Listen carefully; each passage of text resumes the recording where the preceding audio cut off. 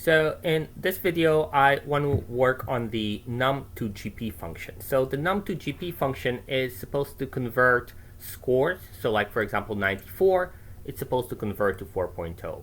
And something like 90, it's supposed to convert to 3.7 and so on.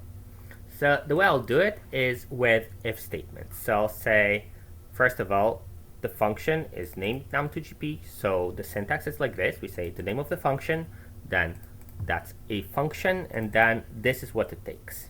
Okay, so this is a dummy variable. We could name it anything we wanted to. We named it score so that we know what it means, but it could be anything. So here is the start of a function, of the function. So I'm saying if score is greater or equal to 93, then the function should compute 4. So I can try it. So I can say num2gp 98, and that computes 4. So good. So that's working.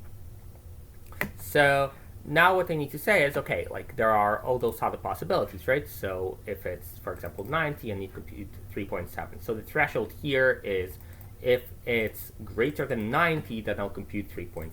So I'll say else if score greater or equal to 90, and then it is a 3.7. Okay. So at this point, it's important to note that the order here was important, right? Because the way it works is I'm saying if this is true, then the value is definitely 4. Otherwise, I'll check whether this is true, and then if it is, then the value is going to be 3.7.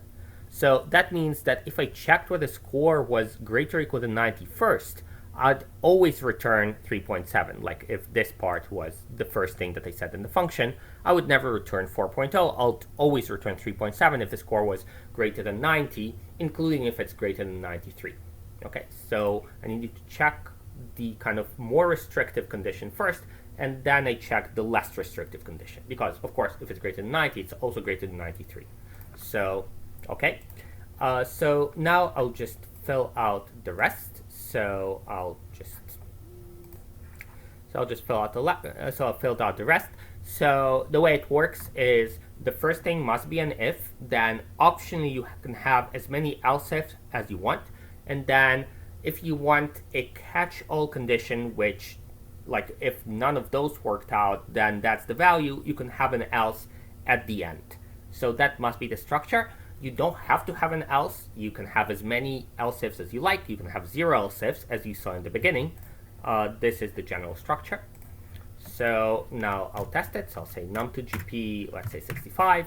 That's a 1, and that should be a 1 because it's between 60. So actually, so between 60 and 70, it's a 1, and then over 70, under 73, it's 1.7.